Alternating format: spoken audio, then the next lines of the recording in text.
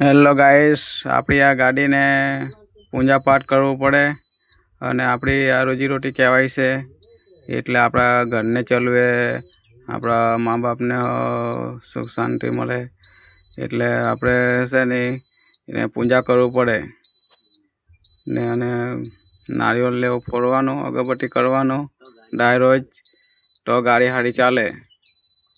Hello guys, आप सब like करना, सब्सक्राइब करना और गाड़ी ने पूजा पाठ करो।